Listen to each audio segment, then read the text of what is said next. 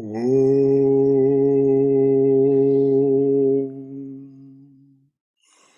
Om.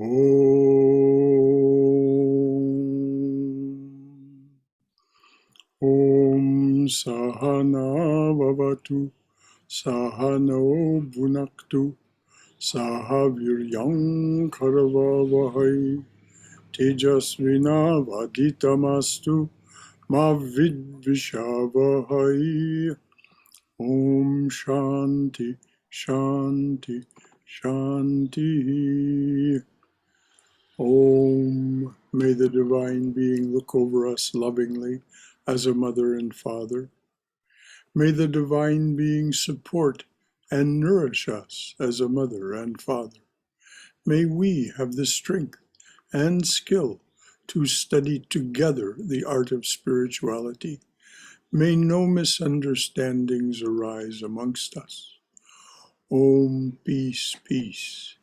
Peace and beneficence be to us and to all beloved beings everywhere. So welcome everyone to our Tuesday evening class as we read and discuss the life of Sri Sarada Devi as offered to us by Swami Chetanananda in his book, Sri Sarada Devi, Her Divine Play.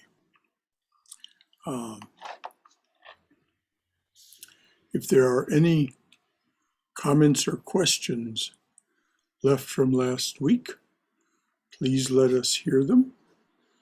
We always want to hear from you if there's anything you'd like to say. Otherwise, namaste. So good to be with you this evening. And Haima? Yes. The page number is? 662. Yeah. Are you going to start with the word contemplate? Yes, I can start there, or the master used to say to his devotees. I can start there. Start with the contemplate. Contemplate. Okay. Okay. That's good instruction to us. Okay. Contemplate the great sufferings the master had to undergo because of taking upon himself the results of the bad karma done by others. And then you will find that your body and mind have been purified. Now, this is a direct instruction from the Swami. So please read again what it is that he says, and then go on from there. Contemplate the great sufferings the master had to undergo because of taking upon himself the results of the bad karma done by others. And then you will find that your body and mind have been purified. Okay. Now let me just interrupt and say, Sure.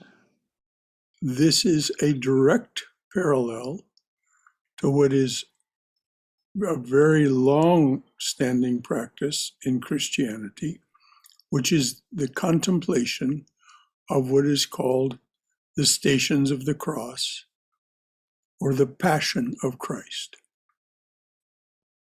This is a direct parallel, and for exactly the same reason, for self-purification.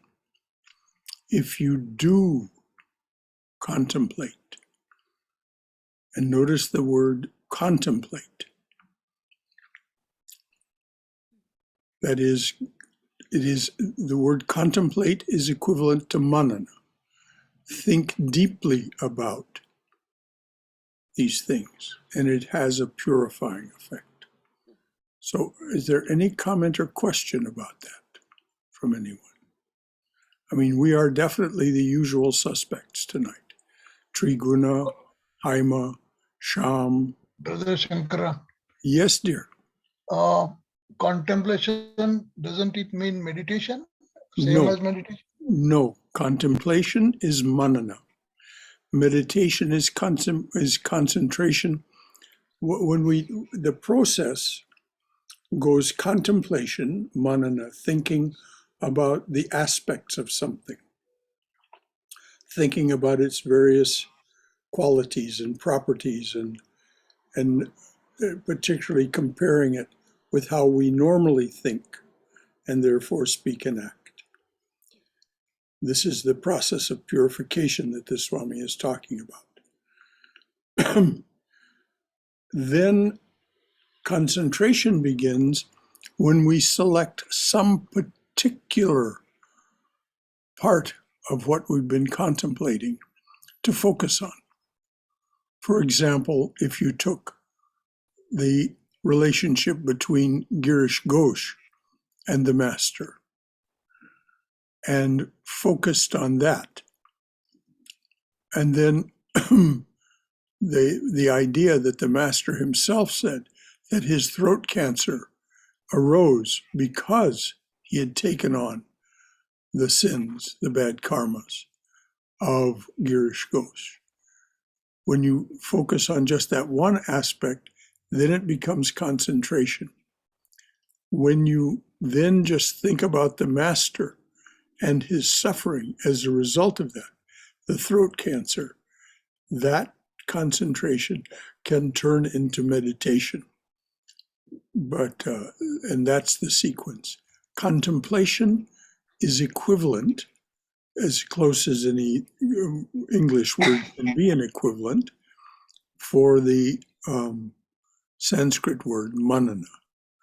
Manana, just in a simple translation, means to take something into the mind, to think about it. But it has a far deeper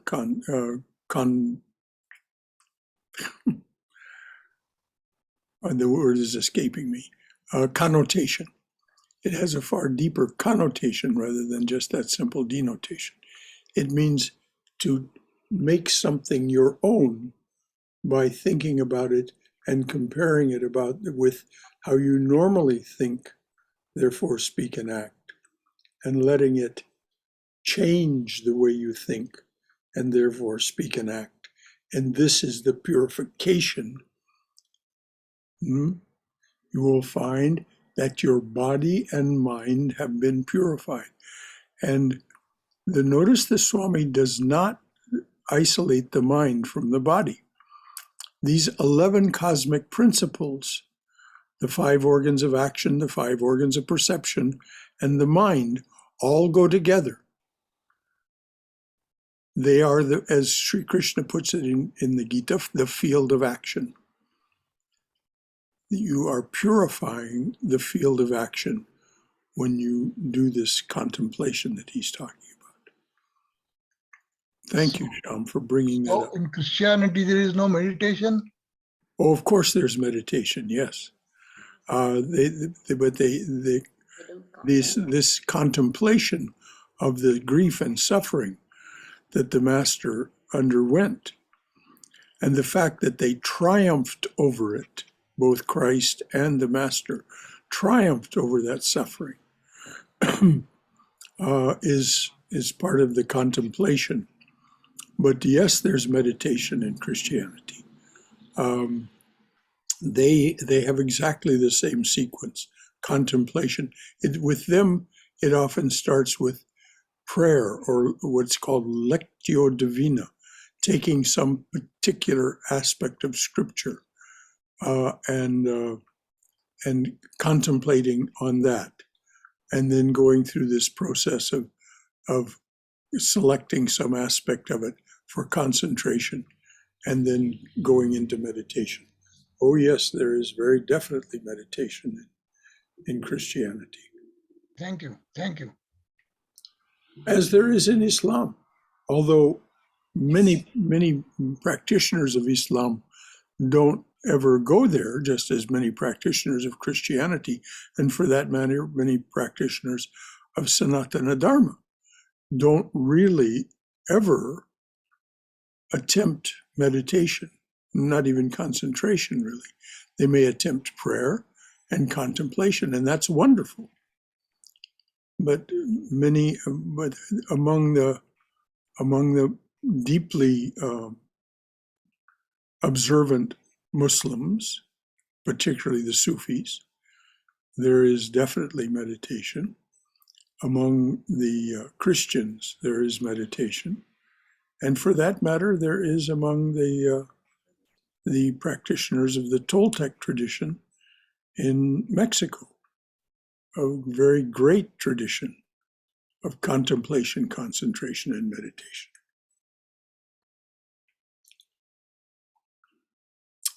Anything else? Thank you, Shama. Those were good observations and questions. All right, dear, please go ahead. Your grief and misery will disappear if you only remember how the Master, though divinity itself, suffered for the sake of others, and yet did not miss, even for one moment, the ecstatic joy he experienced from the contemplation of the Divine Mother. Yes. Now that ends with quote marks. Yes. Where does that quote start? The quote started, let me go back to, that's all the way back before he made the mold and then cast the image. He who has prayed to the Master. That's where the quote started, it seems. And so it's the mother speaking then. Yes. It's the mother speaking and telling us to do this. Even more powerful. I mean, it's powerful enough if Chaitananda had said it, but it's even more powerful because it's a real promise then from the mother. The mother can make us this promise that you will be purified. Yes. And then when she says your grief and misery will disappear if you only remember how the Master, though divinity itself, suffered for the sake of others, and yet did not miss even for one moment the ecstatic joy he experienced from the contemplation of the Divine Mother, or Kali. So I didn't realize as we started reading this again this evening that this was part of a quote directly from the Mother. That makes it even more powerful because it is a promise that if we do this, it's not just a suggestion of a good idea. It's a promise that if we do this, these things will happen. And I just think it's interesting that it's the usual suspects this evening that are hearing this.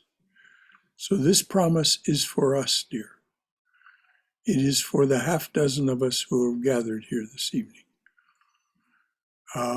Let us keep that firmly in mind, that who's here and what's heard, there is no coincidence, not a one little tiny possibility of coincidence. This is synchronicity. So it really makes us want to sharpen our ears and hear very deeply what's said. So why don't you go back to the beginning of that quote here and read it all the way through? Actually, I can read from this paragraph Swami Nikhilananda wrote. That's where it starts, this whole paragraph. Do you want me to start from there?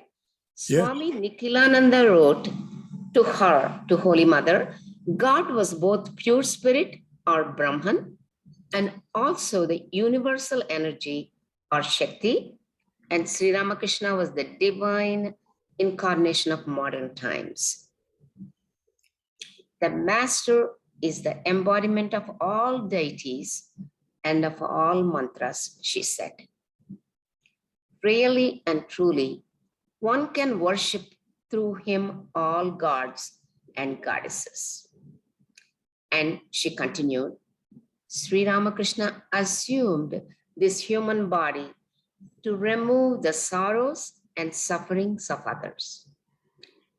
He moved about in disguise as a king walks through his capital.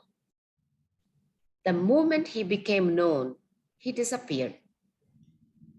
On another occasion, Holy Mother said, he who has prayed to the Master, even once, has nothing to fear. By praying to him constantly, one obtains ecstatic love through his grace. This love is the essence of spiritual life. the master used to say to his devotees, I have made the mold. Now you may cast the image. To cast the image means to meditate on the master, to think of the various incidents of his life. Contemplate the great sufferings the master had to undergo because of taking upon himself the results of the bad karma done by others. And then you will find that your body and mind have been purified. Your grief and misery will disappear if you only remember how the master, though divinity itself, suffered for the sake of others, and yet did not miss even for one moment the ecstatic joy he experienced from the contemplation of the Divine Mother. Thank you. A lovely reading. So Thank now, any further comments or questions from anyone about what the Holy Mother said? For that matter, what Nikhilananda said, remembering that Nikhilananda was a disciple of the Holy Mother that wrote for us the Gospel of Sri Ramakrishna. Translated it from the Bengali and many other books, bringing us these teachings in a way that we can understand them here in the West in English. So anything else about anything that Nikhilananda or Mother said? All right, dear, please go ahead. Thus, she advised her disciples to meditate on Sri Ramakrishna and repeat his name. Through his grace, every desire of the seeker would be fulfilled. Through his grace, every desire of the seeker would be fulfilled. Now, this is the Swami talking. That's his promise. Those who pray to him, the Mother taught, will never suffer from want of food or other physical privations, and will also easily gain love and knowledge of Brahman. Now, what does the Swami mean by easily? He means it can be done in this lifetime. That's what he means. Easy of access to us, as Vivekananda wrote. O Lord of the worlds, thou wert born a child of our time. Easy to access, easy of access. O Master of the worlds, thou art ours, who wert born a child of our time. Easy of access to us. And so indeed we are, he is. And this is what's meant by, if we do bring the Master into our hearts, which is what the process of contemplation, concentration, and meditation does. If we bring the Master into our hearts, our bodies and minds will be purified. Misery will be changed in its nature for us, and we will easily gain love and knowledge of Brahman.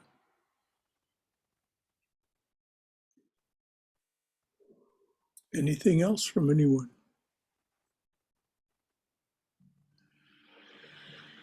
Okay. Holy Mother witnessed the Master's divine play.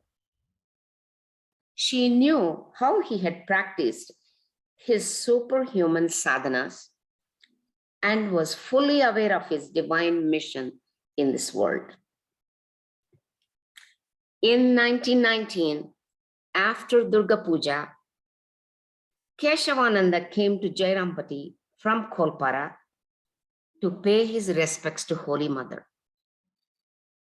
In the course of their conversation, Keshavananda asked her, Mother, was it for the establishment of harmony of religions that the Master came this time? Holy Mother replied, "Look, my son, it never occurred to me that the Master practiced all religions with the intention of preaching the harmony of religions. He was always absorbed in God consciousness. The way the Christians, Muslims, and Vaishnavas practice spiritual disciplines and realize God, the Master also practiced those paths in the same way, and thus he enjoyed the divine play of God in various ways. He completely oblivious of how days and nights would pass. But you see, my son, in this present age, he set the ideal of renunciation. How many people recognized him as God? People were attracted to his renunciation. Only a few in his inner circle realized him as God. Has anyone ever witnessed such natural renunciation? What have you mentioned about the harmony of religions is also true. In every incarnation, a particular ideal is emphasized and other ideals remain dormant. So, what the mother is saying is that though the Master did not come for this purpose, he came to relieve the suffering of human beings and to set us free. But in doing so, he showed the truth of the great religious paths by practicing them. And so when Vivekananda came to the West, he said, I have not come to convert you to being Hindus. I have come to make a Buddhist a better Buddhist, a Christian a better a Christian a better Christian, a Hindu a better Hindu.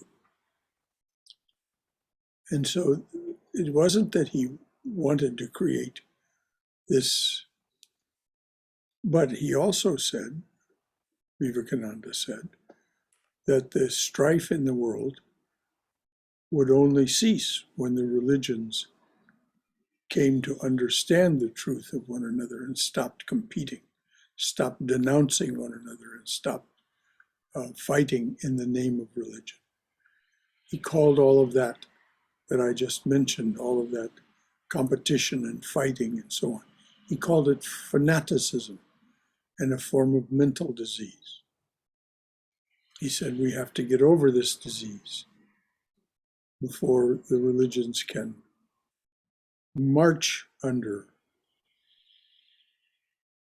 each under their own banner, but together. Any comments or questions from anyone?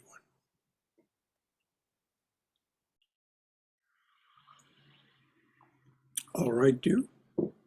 Next subheading is Holy Mother's advice to monks. Ramakrishna was a monk and Holy Mother lived like a nun, although she took no formal vows. Their teachings to monastics were very similar. Both emphasized renunciation, discrimination, purity, and humility, which are indispensable in monastic life.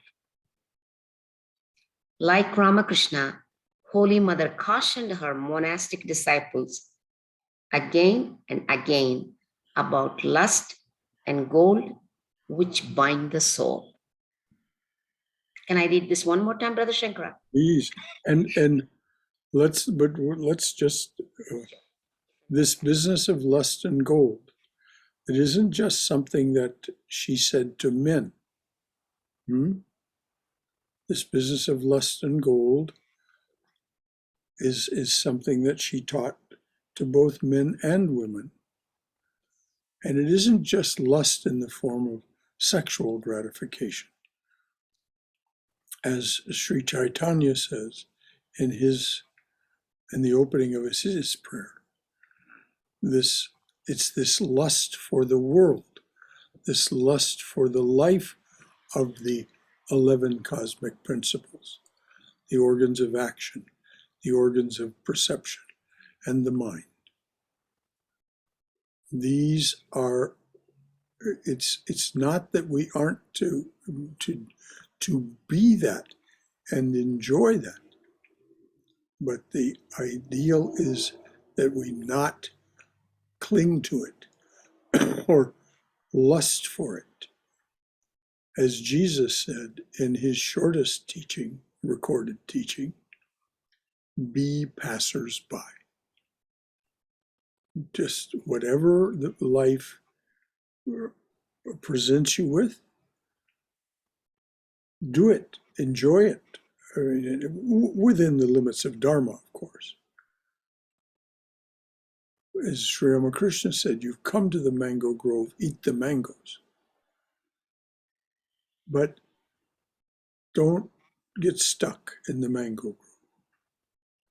Don't get stuck. This is what lust and gold does to us. It gets us stuck. Lust for the things of the world and the experiences of the world. It gets us stuck. That's what she's talking about here. That's what's meant by bind the soul. The soul is meant to experience these things.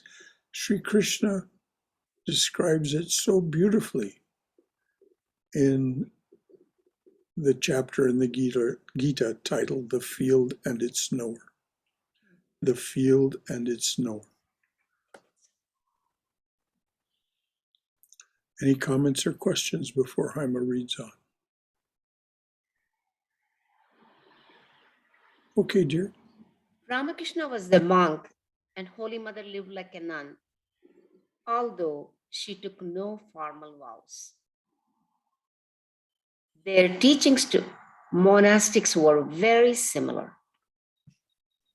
Both emphasized renunciation, discrimination, purity, and humility, which are indispensable in monastic life.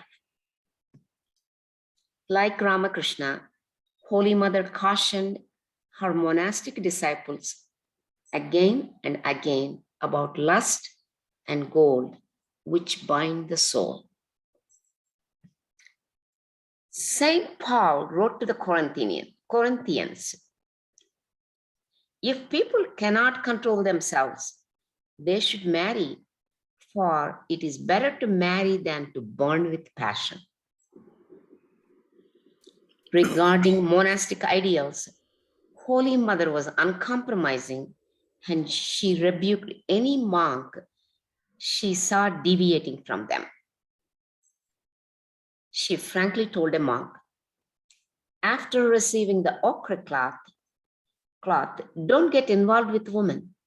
It is better to marry than to form a group of monks and nuns living together, as some Vaishnava sects do. A monk was sick and staying at a devotee's house, but Holy Mother did not approve of it. She said to Brahmachari Bharata, I understand he was ill, but why did he live with a householder? There are monasteries. A monk must not lower the ideal of renunciation. Even if a wooden image of woman lies upside down on the road, he must not turn it the other way, even with his foot, to look at its face. It is dangerous for a monk to save money. Money can create all kinds of trouble, even endanger one's life. Now notice that this is teaching to monks. This is not meant for the householders. She taught, and the master taught, a different way. What Swami Prabhupada said, when a woman asked him, because she was making more money than she had ever made, she said, oh, Swami, I'm making quite a bit of money now. Should I have a bank account? And he said, yes, have a bank account. Have plenty bank account. Just remember, the money is not yours, it is Sri Ramakrishna's. So if we have money, no matter how much it is, we are the guardians and stewards of that money. And so if we understand that, if we take that attitude toward it, it won't harm at all the householder. And you find if you take that attitude toward it, you don't have a craving for it. You take what comes your way because of what you're doing, of your work and so on. You take what comes your way, but you don't. You're no longer striving for a promotion or looking around always for a better job somewhere else so that you can make more money. These things happen automatically to the mind when you take this attitude of karma yoga toward everything you are and own, or seem to own, actually being a steward for, as very so beautifully described by Sri Krishna in chapters 5 and 6 of the Gita. Just remember, everything is mine, he says, and live life sacramentally, offer it to me. So let us remember that these instructions we're hearing are for monastics. They're as far as householders are concerned, as I just described, I didn't say these words, but their teachings were practice mental renunciation. This money that I have plenty bank account, as Swami Prabhupada said. But that money's not mine. It's the Lord's. Any comments or questions about that?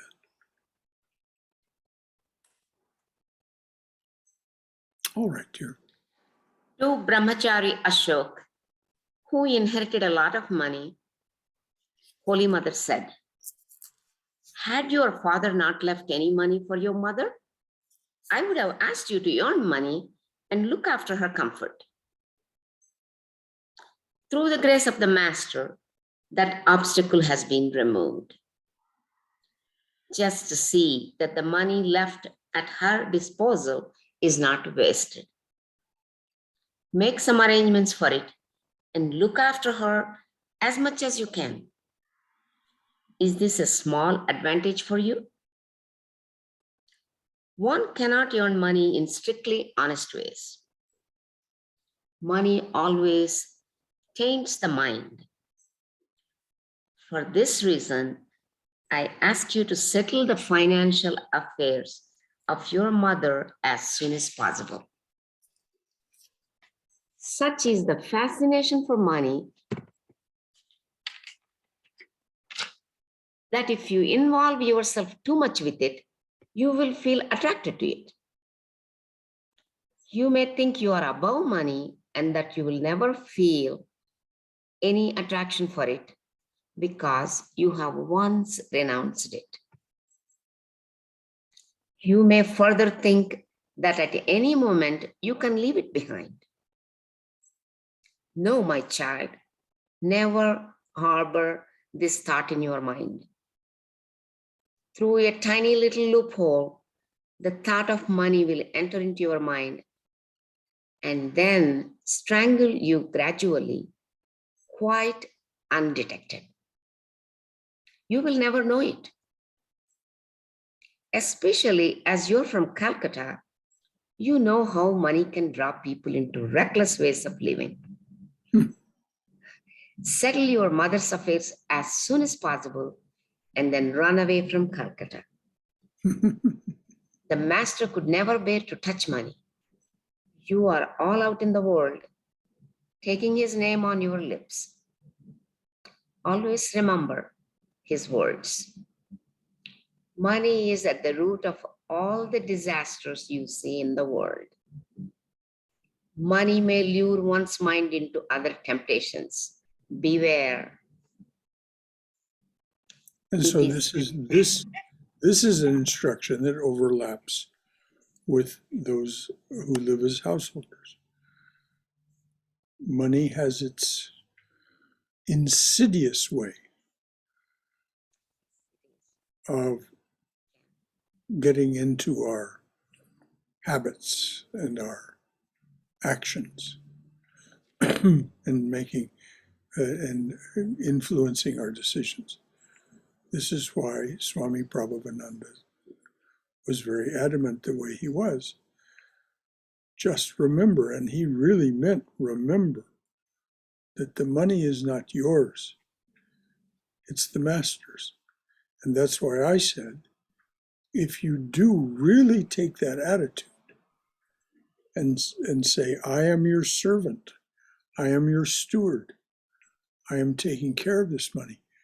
If you really take that attitude, over time, the attraction of that money will not poison you in the way that the mother just talked about.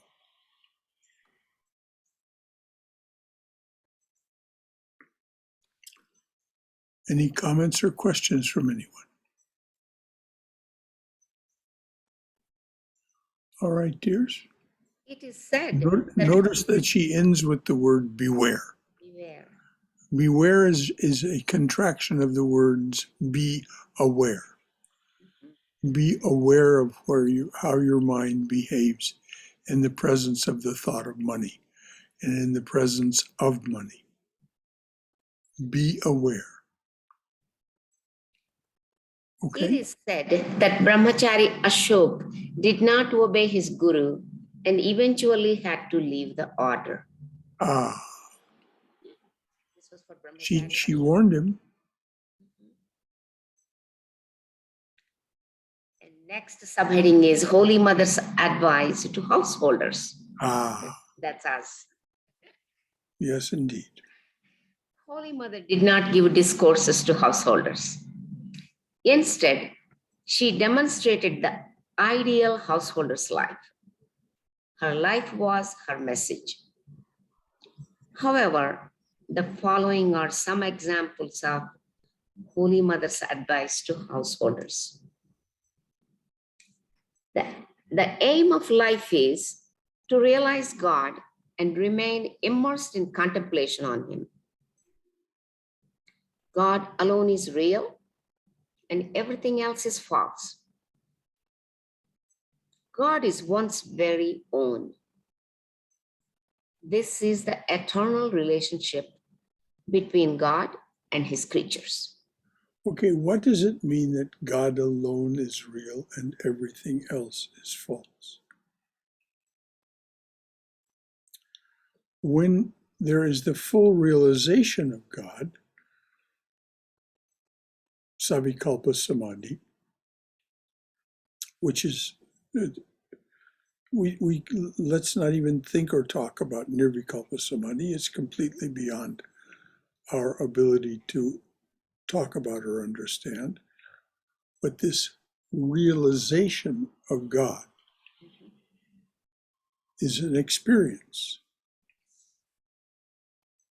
This lets us know that God alone is real because that experience of God shows that everything else is not just secondary, it's not really in the same category as God. But we live, as is represented by these 9 rectangles on the screen here, we live in a world of things and thoughts and so on. Only our experience of God, whatever that is the reality. Everything else is unreal in the sense of it comes and goes. It arises and passes away. So we're not to hold to it or think about it more than necessary. We keep our thoughts on God and what we know of and what we understand of God. And this is why, as Vivekananda points out, the incarnations come to give us something that we can know and think about and in a limited way understand. So that it should be our reality, capital R. Everything else is a lesser reality. As Vivekananda said, we do not move from error to truth. The unreal doesn't mean that it's wrong, bad, somehow not real in the sense that when you say a barren woman bore a child, that's simply not a reality, but it's a lesser reality. Vivekananda said, we do not move from error to truth. We move, if you will, from lower truth to higher truth. And this is what Mother means. God alone is real, and everything else is false. False in the sense that it does not persist, it does not last. And so there's no reason to put much store in it. As Christ said, don't store up your treasure where there is rust and moths can eat it. Put your treasure in the thoughts and the reality of God. So is there any comment or question about that? Because this is so often misunderstood. Brother Shankara, Yes, Shyam. is this statement not the same as Brahma Satyam Jagan Mithya? Well, yes, but Yeah, mithya. exactly similar, but in different words. Yes, but mithya is a very tricky word. But yes, it is the same. It is the same. It is the same conceptually. Mithya is a much bigger word. It has to do with our entire antakarana. It has to do with the fact that our entire antakarana is, as Vivekananda says in his talk, The Real and the Apparent Man, is a mythology. It doesn't really exist in any fundamental sense. That only the vibration of consciousness, which is God itself, exists. And somehow this antakarana, through its shared beliefs, which is the meaning of mythology, through its shared beliefs, creates this universe of name and form. But so that's a brief description, a brief translation of the word mithya. But yes, this is what Mother's pointing at. But it's easier for us to understand if we think of it as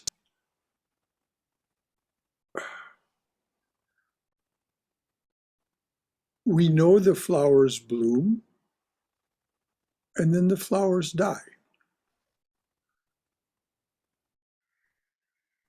This is just perfectly natural. But if we want, my sister, Janice, used to work at a nursery, the best nursery in Pasadena, California. And she said it was just so funny because people would come in and there would be a flowering tree.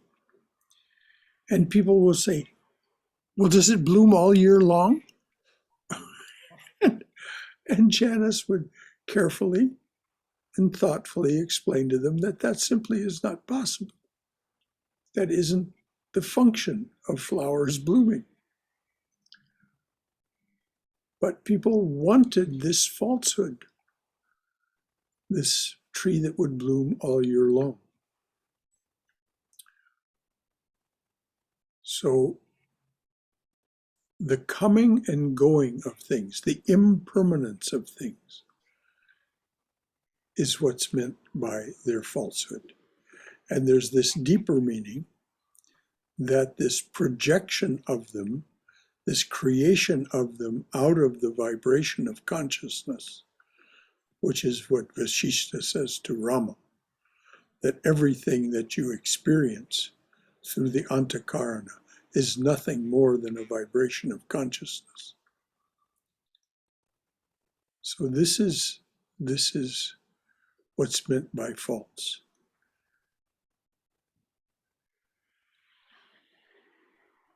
Brother Shankara, Yes, dear. isn't this equal to I'm not the body, I'm not the mind, I am Brahman, that is my consciousness, that is real, but the rest is all temporary. Isn't Yes, that what Mother exactly. is trying to reveal to us? Well, yes, In and other words, I am. When I'm saying I'm not the body, I'm not the mind. I You're am the saying I am not the antakarana. I am not the 11 cosmic principles. Those are conscious. something that is a creation of the gunas, and these gunas cause us to project this reality of name and form. That's right. Out of nothing more than a vibration of consciousness. We are that vibration of consciousness. We are that consciousness, whether it's still, as Sri Ramakrishna said, water still or water in waves, the same water.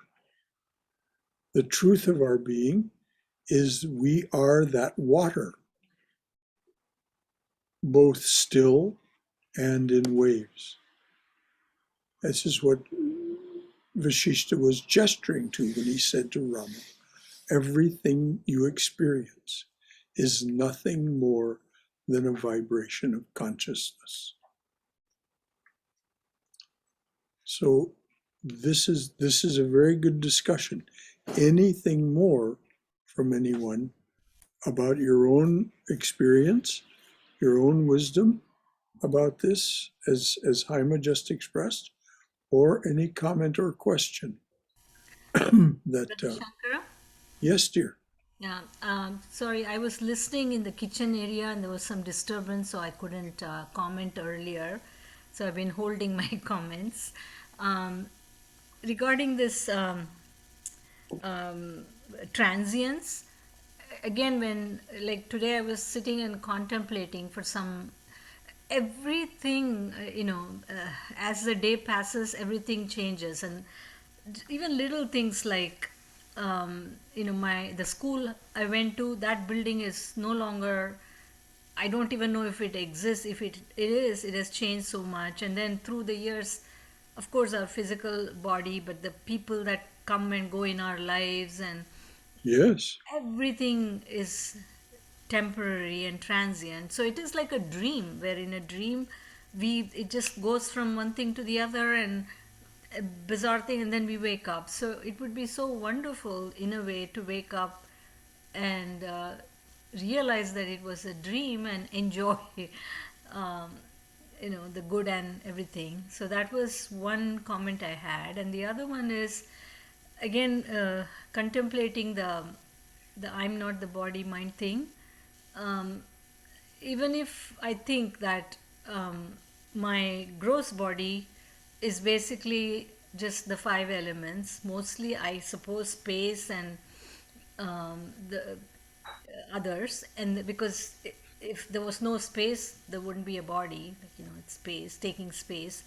Then prana, I guess, is the force, again, provided by nature, that keeps everything going in such an amazing manner that we don't even know. So food we eat gets digested not by my effort, it just gets digested. And then the thoughts and feelings and emotions and everything in the mind is like you said, gunas and vibrations that have created memories, and depending on the sense input, it triggers something, and then we see something, and then it's the intellect that helps us to categorize and decide this is this, this is that, but it's the little ego which then appropriates. So Yes. uh, when there is nothing that is mine, everything is, it's just there, but because of the little ego, we get hooked to that I. So if that's where the goal is, if we can send it back to the one I, Well, then that's it. That's exactly what Sri Krishna gets at in chapters 5 and 6. This is so complex. This where he says, my Maya is so hard to penetrate.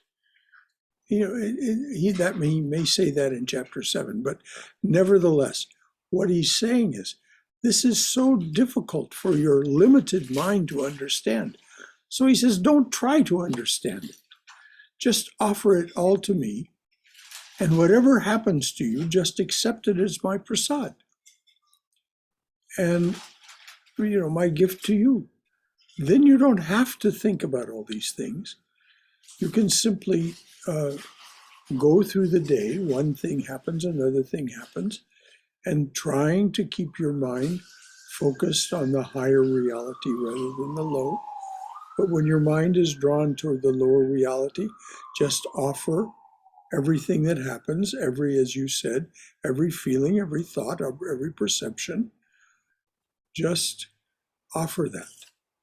As Swami Prabhavananda had such a way with words, he said, give it all a Godward turn. Just say, this is all God's being and doing. I don't understand how it happens. I don't understand really anything. As St. Catherine of Siena said, we know nothing until we know everything. And so our knowledge can be a gift to us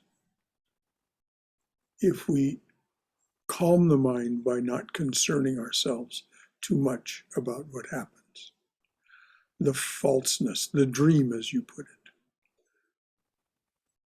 Mirage is another way to put it.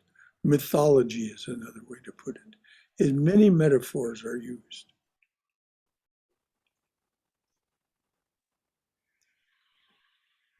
Thank you, Swayam. another comment was regarding this advent of Sri Ramakrishna and Swami Vivekananda. Uh-huh. I was thinking that as we are, I guess, switching from Kali Yuga to Sat Yuga, and we can see how um, the world has evolved materially. So many more people have comforts than used to, and even I think the thinking wise, and because of the internet, there's more global availability of knowledge, not just the ordinary, but for those who are interested, the higher knowledge. And the only thing that, or one of the things that is holding back further, I guess, progress is this fighting amongst religions and the lack of unity. So the other avatars came at other times for other purposes. So it's makes complete which sense is not the word, but that why their advent and their objective in addition was sort of related to this tying the religions together. I don't know if what I said makes sense, but Well, this business of the Satyug and the dying away of the Kali Yuga. We see that the Kali Yuga was making things darker and darker, more and more limited. Then in 1836, the Master was born.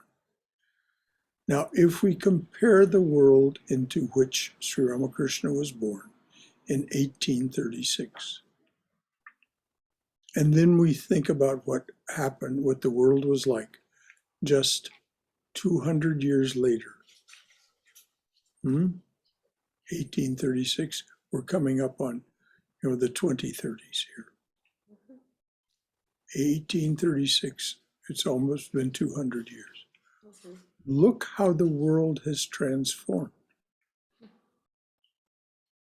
Holy Mother Saraswati, as Sri Ramakrishna said, was born in 1853. If we think about just the change in the world between 1853 and 1953, it is absolutely stunning. The transformation is occurring, as you pointed out. But as Swami Prabodhananda, the man who headed the Vedanta Society of Northern California for many decades, said to Swami Chidbrahmananda, who was talking to him about technology, the Swami said, don't get fooled by all these gimcracks, all this. He said that the fundamental ignorance of human beings is not dispelled by any of that. As you said, Swayam, more people are living comfortably now. It's true, even though there are, between 7 and 8 billion people on the earth, more people are living comfortably than ever have lived comfortably on the earth before. This is all very true. But that doesn't mean that their ignorance is being dispelled. So these two things this is why the Master came, to dispel the ignorance and thereby give us salvation. But the Holy Mother says, and she just said earlier, you don't have to work so very hard at this. This was before the advice to monastics, she said. All you have to do is think about the Master and his life, and your body and mind become purified. She particularly emphasized contemplate the suffering that he underwent as a human being and yet did not miss a moment of the ecstatic bliss of his true being. And she says, if you contemplate this, take it into your heart, that it will purify your body and mind, and you too will become free of the burden of, this is what she meant, by your grief and misery will decrease. Not that the sorrows of the world will go away, but your experience of them as grief and misery will change.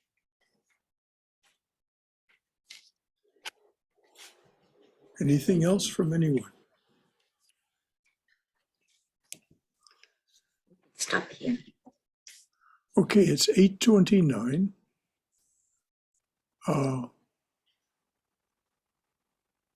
We'll start next time by rereading what Ima just read that ends, God is everyone's very own.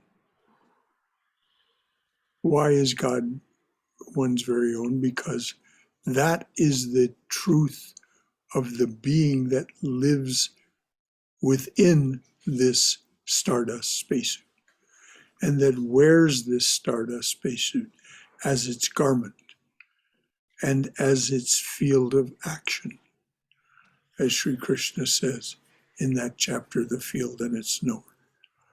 I can't recommend highly enough reading that chapter. It is really quite a remarkable discourse by Sri Krishna on the nature of the reality that exists and what it is that we are within that reality, which is not how it seems to the left mind, to the small self. We are an instrument in the hands of the knower.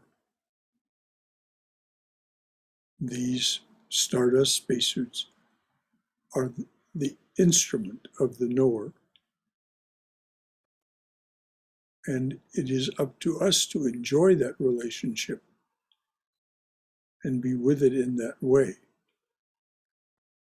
And then our grief and suffering, our grief and misery, change their nature.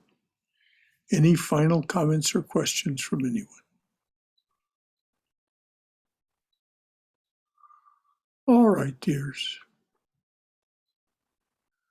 So until tomorrow evening, for those of you who wish to join us for our first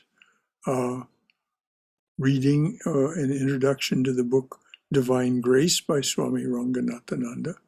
We finished Swami Vivekananda's Jnana Yoga. And so tomorrow evening we'll start Swami Ranganathananda's book, Divine Grace, one of the finest summaries of what it means to be human, that it is an act of divine grace that we are human.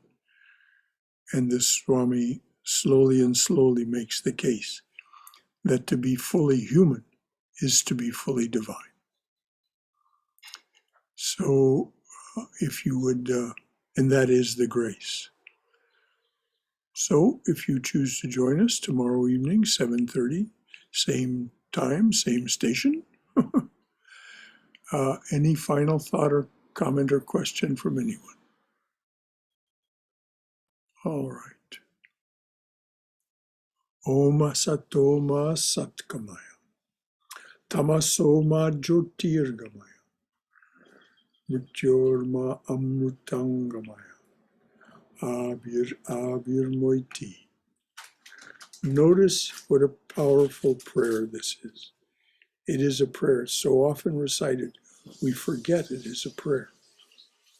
Om Asato Ma Satkamaya, Tamaso Ma Jyotirgamaya, Mrityorma Amrutangamaya, Abir Moiti. O dearly beloved Lord, lead us from the unreal to the real. Lead us from this realm of endless noise and relentless confusion to thine abode of silence, serenity, clarity, and peace. Lead us from darkness to light. Lead us from darkness and ignorance to the brilliance of thy wisdom and love. Lead us from death to immortality. Light us through and through. Light us through and through with thy everlasting, shining presence.